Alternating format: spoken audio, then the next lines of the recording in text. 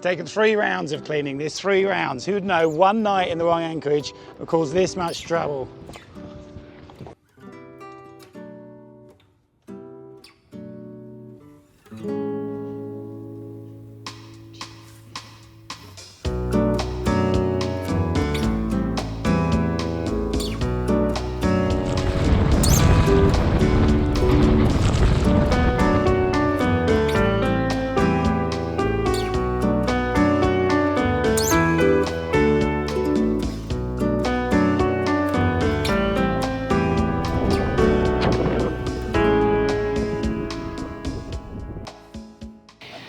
And welcome to Aruba, and it's really interesting how different these islands are from each other.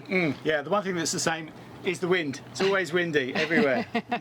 Which is lovely when you're sailing. I hope you like the film. Coming up, sailing to Aruba with the dolphins. Another crazy check-in, this time with a thick layer of dust. And the boat couple who circumnavigated in the 80s now enjoying life on an electric boat.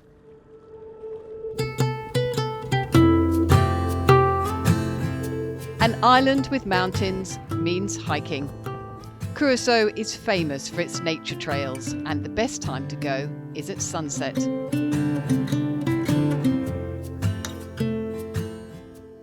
This trip is organised over private land by a climbing club, and you need a guide.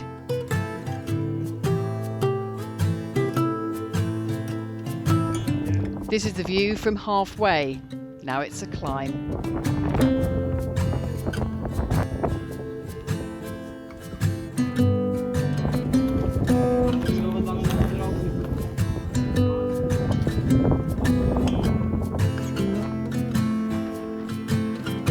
We reach the top just as the sun goes down.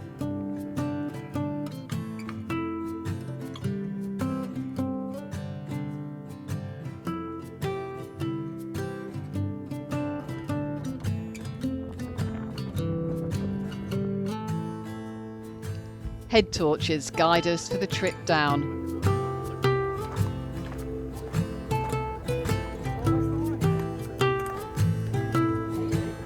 It's a wonderful last night for us in Curaçao. Tomorrow we leave for Aruba.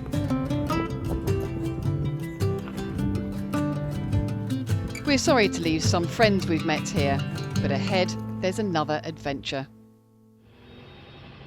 So it is time to leave. You can see the chain is disgusting as it was last time. Just gets like that in here within a week, and it's no use actually spraying it as it comes up. It doesn't come off at all.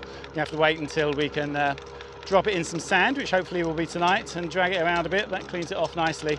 It doesn't really come off in the locker, so that's good. You don't really want to have crap in your locker. It's, you know, the bio type stuff that's in there can damage metals. You know, people don't think of that, but you know, you get a load of vegetative sort of growth hanging around with the stainless steel or even galvanized chain. It'll sit there and cause problems. So try and keep it clean. It's pretty windy and gusty today, so got to get through. But I've got Judy, so we can maneuver a little bit easier. I don't have to run backwards and forwards. Bottom bit's cleaner, the bit that's been on the ground, I suppose. It's just the bit that's down into the water, and it's actually very shallow here. We had 1.5 meters under us, virtually nothing. It's quite packed, this anchorage. There's shoals in here as well. Oh, that's it, over the top of it. It's a little bit stuck, I think, there. We've got it free by going over the top. Needs a bit of a clean. Okay. Motor us out. Oh, it's tight between all these boats. It really is. Limey, and we're quite shallow water as well. Yeah. I don't know which way to go. I was going to go in front of that, but I've just changed my mind. Just go around. Yeah. Yeah, go between these two and then back over to the channel. Yeah. We're heading to a quiet anchorage to the north of the island where we'll spend the night before an early start to Aruba. We should make it before dark tomorrow. With the wind coming from behind, we sail on the Yachty. And And no, we didn't catch any fish. But we do find a good place to drop anchor, away from the direct path of the breeze, ready for that early morning start. That's it, I think that's the anchor off the bottom. Just tell Judy that it's off so she knows we're now drifting. Stayed here overnight. It's a good idea because it means you can really sort of leave and get to Aruba in daylight, hopefully. Let's see if we can get that twist in the anchor. That's it, we're up. Nice and clean, it's in the sand, so hopefully that's cleaned the chain off nicely for us as well. Put out quite a bit of chain last night, no one else in the anchorage. Well, actually someone's a motor cat that came late at night over there. But yeah, it's a really pleasant little anchorage. There is a shipwreck just over there. It's marked on the chart as being in the entrance to the sort of bay over there, but it's not. So yeah, there's a little yellow buoy, you probably can't see it out there. But yeah, it's only about 2 meters off the surface. But yeah, it's a nice anchorage, wasn't it? Oh, lovely. It's actually quite a nice place to spend an evening. Yeah, it was super. And now we're setting off. It's not too windy yet. It was hellish windy last night. So yeah, we'll see what the day has in store for us. So if you're coming out to use this as an anchorage, don't go in the entrance there because the wind just comes straight through, it gets really windy. Come over into this bit here, but not too far because the sunken ship is about there, at 2 meters under the surface. It's marked on the chart, but just in the wrong place. So yeah, just be careful. It's good anchorage, as I say, but you're supposed to, if you follow the rules, get a permit to come here. It's $15, and you've got to go into Williamstown and get it. Well, I don't subscribe to paying to anchor in open ocean, so I didn't do that. No one came though, so it was fine.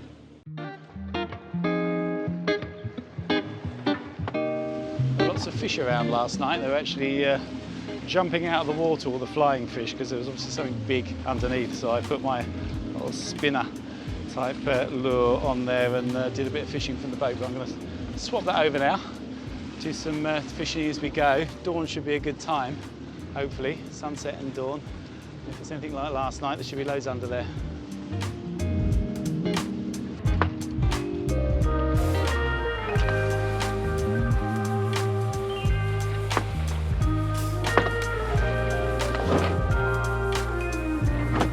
Yeah, look at that wave. The sea has been pretty lumpy all day and we're making very slow progress. So despite the ridiculously early start, we may well have to turn the motor on to get into the anchorage before dark.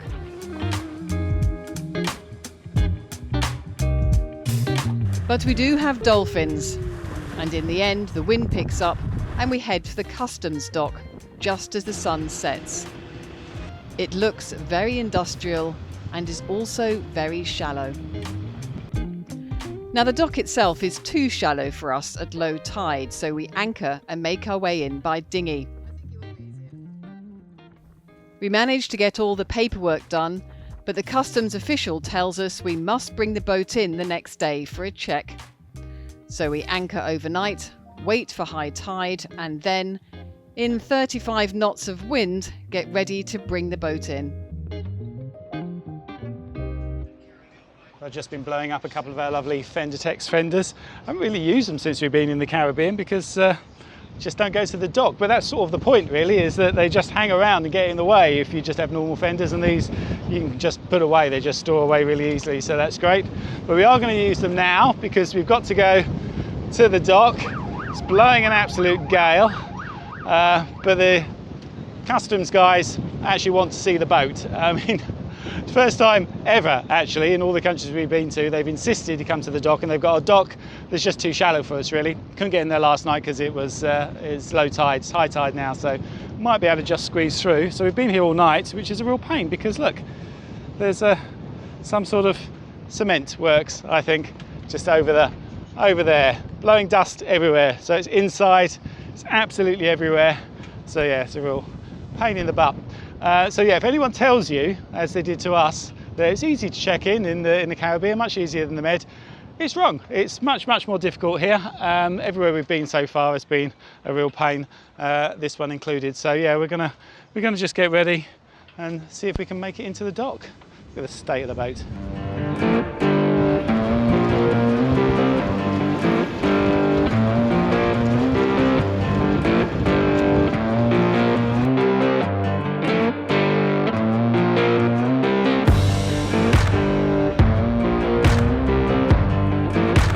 With just 30 centimetres under us, we edge our way to the dock, and a local fisherman helps take the lines. Good thing he does, because we're being blown all over the place.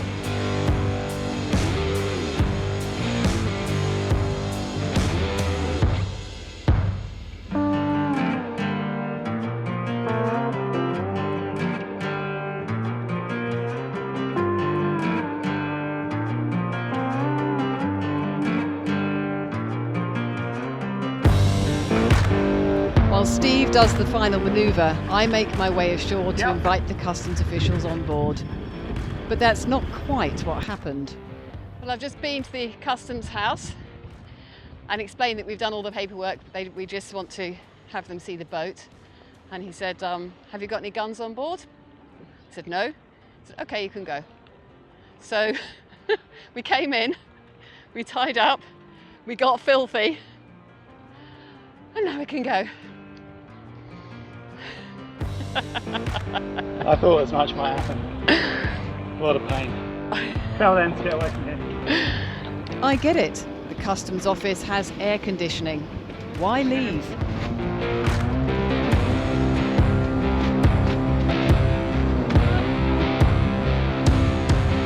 But we do leave. We now have a couple of miles to go up to Surfside, which is the main anchorage here, next to the town and the airport. Yes, this is the flight path with the landing lights in the water, right here. But there are also beaches and a town and a marina, so it's a good place to be while we get Fair Isle back in shape. Julie started with the cleaning. It's inside as well. It is disgusting. Look.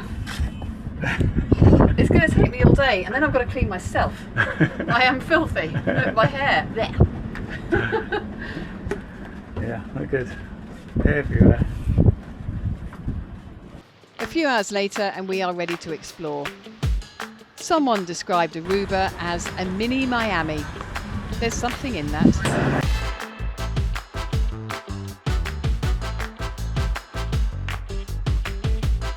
We've got an English ring box. It's actually got a phone in it. Does it work? No ringtone.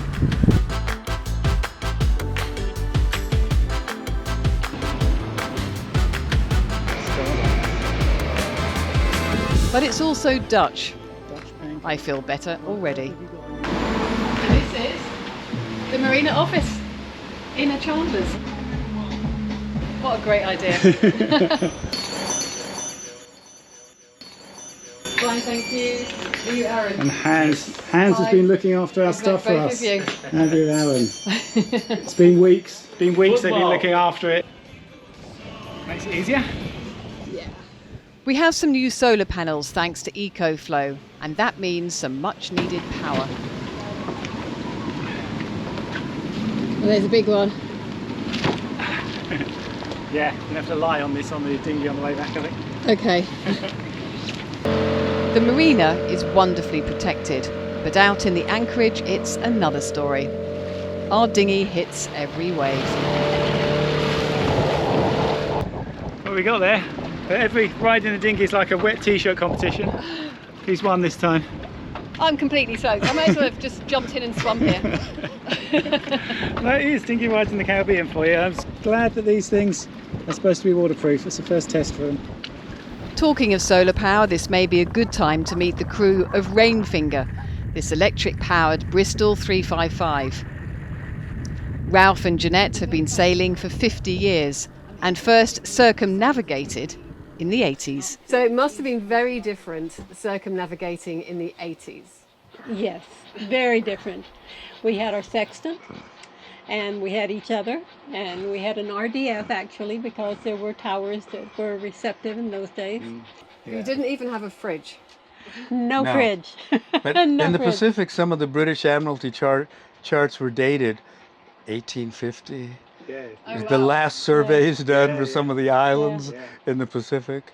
Do you find you have now inbuilt then those sort of safety mechanisms of where you go, that you only go somewhere on a rising tide, that you know anywhere there's a lee shore, you're really, really careful? We're really, really careful. We're very careful. We're really, really careful. Yeah. I mean, I see videos of people cutting the corner as Yeah. if they were on a motorcycle, Yeah, but you can never tell the currents yeah. pushing you onto the shore or away from the shore. You don't know Or if just that. at that moment the wind dies, or if you're under engine, your engine dies. Because you've not made things easy for yourself now. Now we've got all the modern luxuries of navigation. We step You've backwards. given yourself that handicap of But we- having we an still- electric engine. we still sailors. we still We're sailors. we're still Yeah. several miles offshore on any headland or shore, Yeah, because if it goes wrong, it really goes wrong. yeah. So why did you make that decision to go electric now? We want to get away from oil and the whole gas scene, And and, the- we want silence while we They sail. just wanted to make it harder. They wanted this- to make the and sailing this- hard. And this boat was Yeah, it was getting It's too easy. and this now. boat was Getting available too. We have phones, tablets, all the navigation stuff. But it's so It's- much more dangerous now. It's so much more dangerous.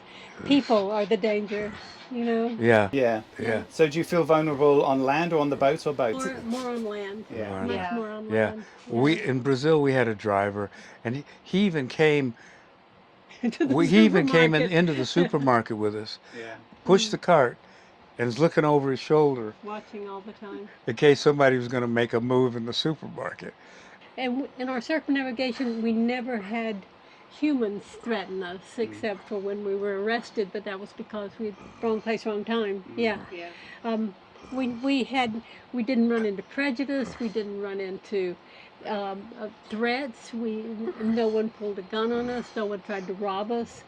But that was in the 80s.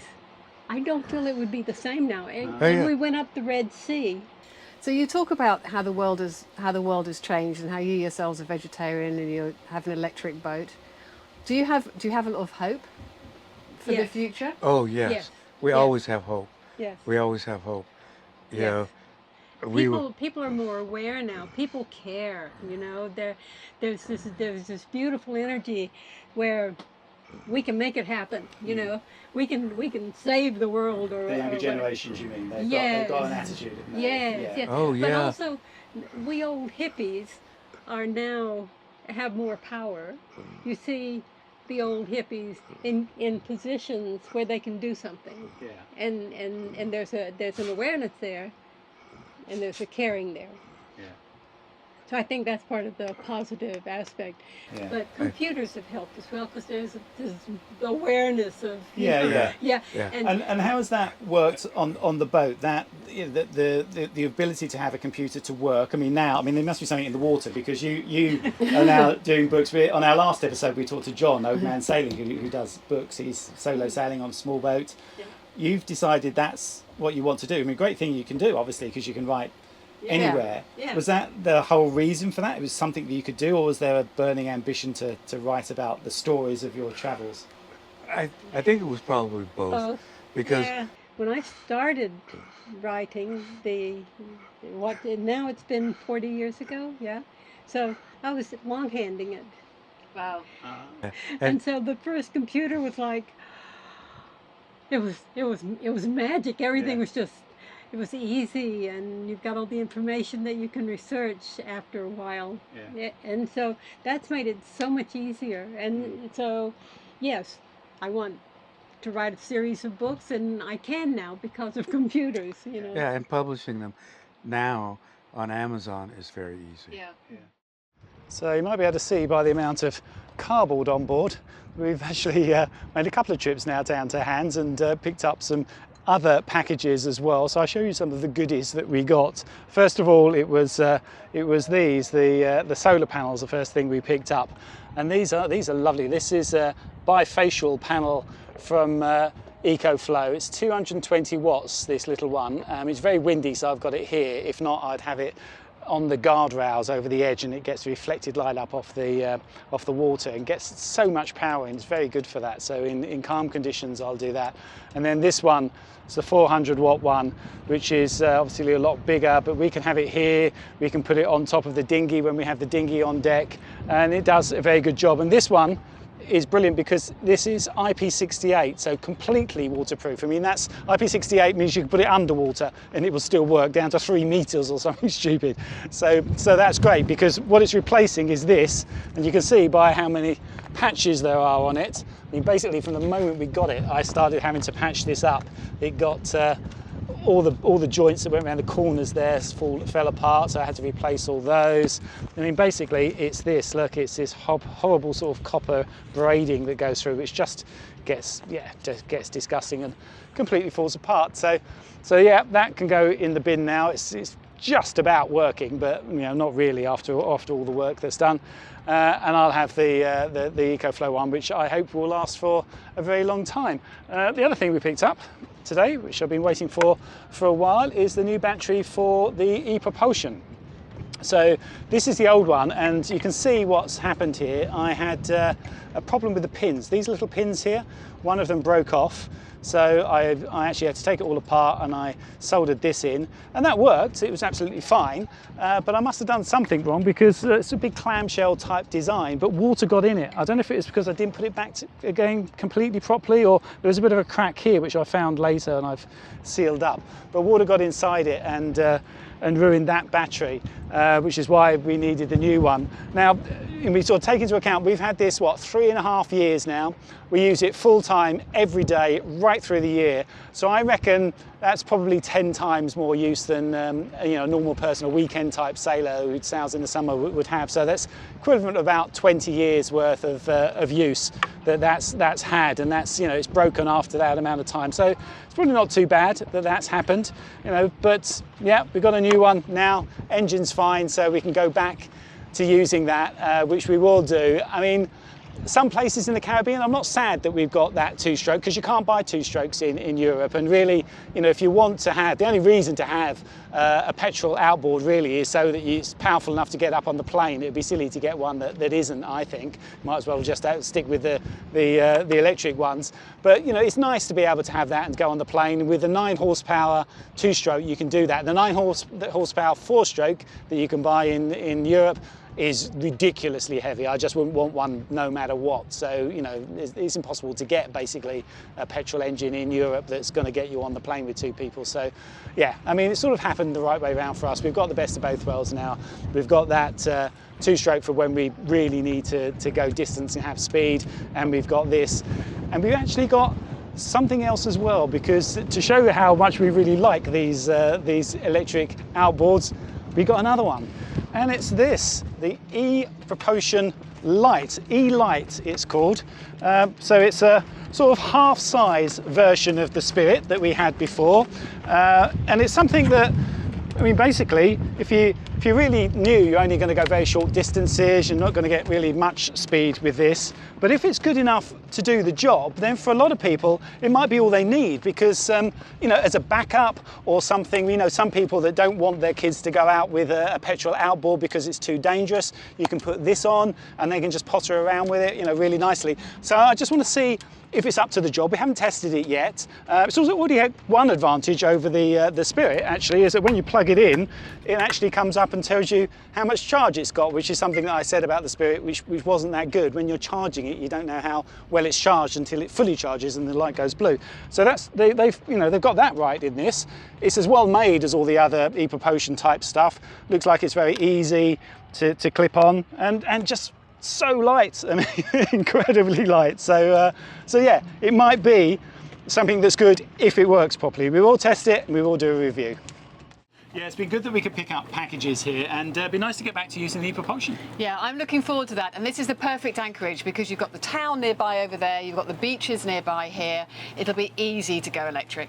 Yeah, and quiet. and you won't have to sweat every time you're taking the engine on and off. And that's why we have the electric outboards there, just for ease. They're so much nicer for that sort of stuff. They are easy. And I think that's what Jeanette and Ralph were saying as well about going electric, is they just like it to be peaceful and to get back to the sailing. Yeah.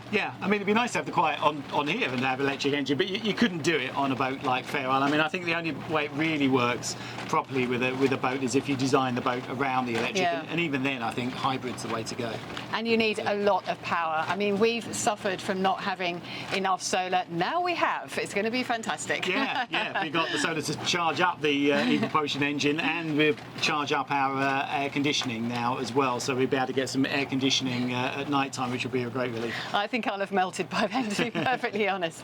You have to jump in the water a lot here. It is, I mean, you have got the breeze, which is great, but it's warm and humid pretty much all the time. It is. We're actually looking forward to a little bit of cooler weather at Annapolis, which is the next stop for us. By the time the next episode comes out, we should be there. Yeah, it'll be autumn. October in Annapolis is actually lovely. It usually rains at least one day, but other than that, it's crisp and sunny, and we look forward to seeing you. We will be on the booth, the YouTube booth, a couple of nights. Yeah, we'll put out some times on social media when we'll be there, when they give them to us. We don't know the exact times yet, but yeah, we'll be on the booth at different times, and we're up for competition as well. Yeah, we are. We've entered a couple of categories, haven't we? We're up for best episode, best YouTube channel, and best remote adventure. So we'll put a link in the description, so do have a look, because it's useful to look through all the different channels as well. You might find some good new channels out of that. There's some quite interesting pieces that people put in, so it's worth having a look at. And we always enter because it means that we're young cruisers. Yeah, it does. And we get a kick every year. They don't call it that anymore. Being called international cruisers, not young cruisers. No, we're young cruisers. We are, Steve. We're sticking to it. we are. And we also, in the next few days, we're going to be doing a bit of exploring of Aruba. But the headline is, I think, if you come to Aruba, be on holiday, because that's what everyone's doing here. It's a big holiday resort. We're going to make the most of it. We are. So thank you very much to our patrons. Thank you to our subscribers. And thank you for watching. And we'll see you next time. Thanks for watching.